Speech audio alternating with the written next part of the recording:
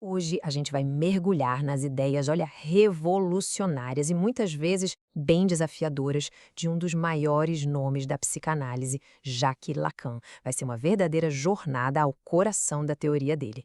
Ok, para começar, que tal essa citação do próprio Lacan? É bem provocadora, né? Ela já dá o tom de todo o trabalho dele. É um convite para o pensamento crítico, sabe? Nada de devoção cega.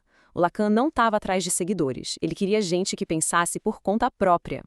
Beleza, então esse aqui é o nosso roteiro. A gente vai passar pela história de uma ruptura, uma quebra mesmo, intelectual, depois a missão do Lacan de voltar a Freud, aí os pilares da teoria dele, a sua inovação mais famosa e, no final, como a linguagem acaba moldando quem a gente é.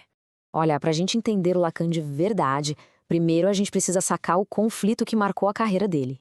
E não foi uma jornada nada tranquila, viu? Foi, na verdade, marcada por uma separação bem dramática digamos, da galera que mandava na psicanálise da época. E a palavra que o próprio Lacan usou para descrever essa saída foi excomunhão. Pensa só, a escolha dessa palavra diz muita coisa, né? Ele não falou fui expulso ou eu saí. Não. Ele usou um termo religioso, quase como se quisesse dizer que a discordância dele foi vista como uma heresia, sabe? Uma heresia contra a igreja psicanalítica da época.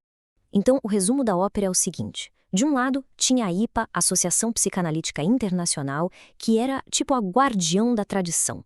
Do outro, o Lacan, que estava lá, desafiando tudo. Essa tensão toda foi crescendo até que, em 1963, não teve mais jeito. Ele foi forçado a sair. E foi esse momento que o levou a fundar a própria escola dele e, basicamente, redefinir todo o seu caminho. E foi justamente essa quebra, essa ruptura, que acabou dando origem à grande missão da vida dele. Porque em vez de se afastar de tudo, o Lacan fez o contrário. Ele decidiu mergulhar ainda mais fundo, de volta lá nas origens. E essa se tornou a pergunta central do trabalho dele. O Lacan sentia que as ideias do Freud, com o tempo, sabe, tinham sido diluídas, mal interpretadas, virado quase que uma regra engessada, um dogma. O que ele queria era resgatar o que ele via como o coração, a parte mais radical e potente do pensamento freudiano. É exatamente isso. O projeto dele não era inventar uma coisa nova, tipo uma psicanálise lacaniana, nada disso. A ideia era promover um retorno a Freud. O Lacan se via mais como um leitor super rigoroso, sabe? Alguém que estava, literalmente, tirando a poeira dos textos originais para mostrar a força que eles ainda tinham. E aí, logo depois dessa cisão toda, no famoso Seminário 11, o Lacan decidiu basicamente reconstruir a psicanálise do zero, a partir dos alicerces mesmo. Para isso, ele se concentrou em 4 conceitos que ele achava que eram, essenciais. E são esses aqui: o inconsciente, a repetição, a transferência e a pulsão. Esses eram os 4 pilares fundamentais para ele. Mas atenção, ele não só listou esses conceitos, não. Ele praticamente os reinventou. E para Lacan era o seguinte: qualquer prática que quisesse se chamar de psicanalítica tinha que levar esses 4 conceitos muito, mas muito a sério. E a forma como ele olhou para cada um deles é fascinante. O inconsciente, para ele, não era um porão escuro e escondido. Era algo que aparece ali na superfície, sabe? Num ato falho, num sonho. E a repetição não era só um mau hábito. Era a lógica do próprio inconsciente insistindo em alguma coisa que precisava ser escutada. A transferência, por sua vez, não é só projetar sentimentos no analista. É muito mais. É o palco onde a gente reencena os nossos padrões de relacionamento, revelando a nossa estrutura psíquica. E a pulsão? A pulsão não é um simples instinto animal.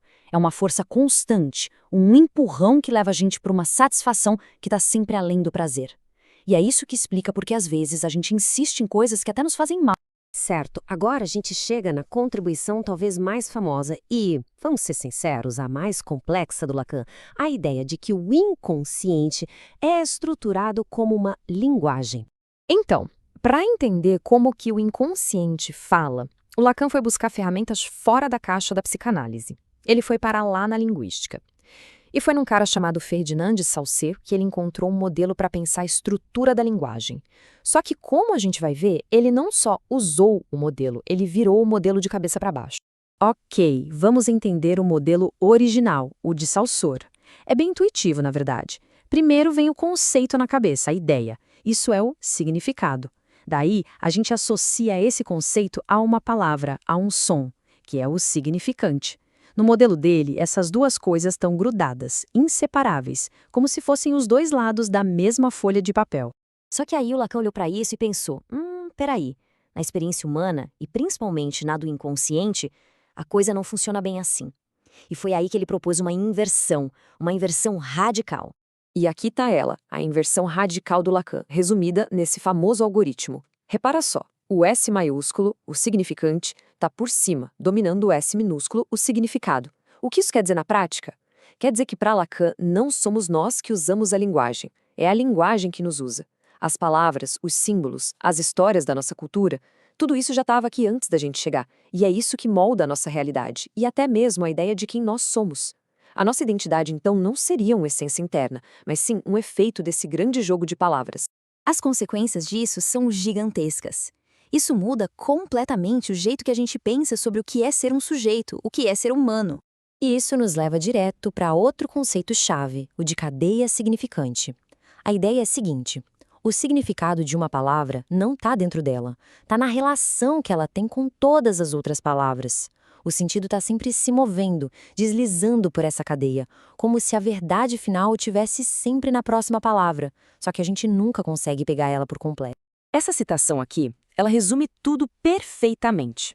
O inconsciente é um saber que não se sabe. Ou seja, é um conhecimento sim, mas um conhecimento que a gente nem sabe que tem. Ele opera por um sistema de linguagem que está totalmente fora do nosso controle. É um saber que fala através da gente sem a nossa permissão e sem que a gente perceba. Então, a grande virada de chave é essa. A gente não é mestre em nossa própria casa, como dizia Freud. Na verdade, somos sujeitos da linguagem. Nossas paixões, nossos medos, aquilo que faz a gente tropeçar na vida, tudo isso seria um efeito dessa estrutura de linguagem que nos forma, que nos constitui. E para fechar, fica aqui uma pergunta para a gente pensar. Se existe uma fala que acontece sem que ninguém esteja conscientemente falando, qual é, então, o papel da escuta? É exatamente nessa brecha, nessa questão, que a prática da psicanálise encontra o seu lugar.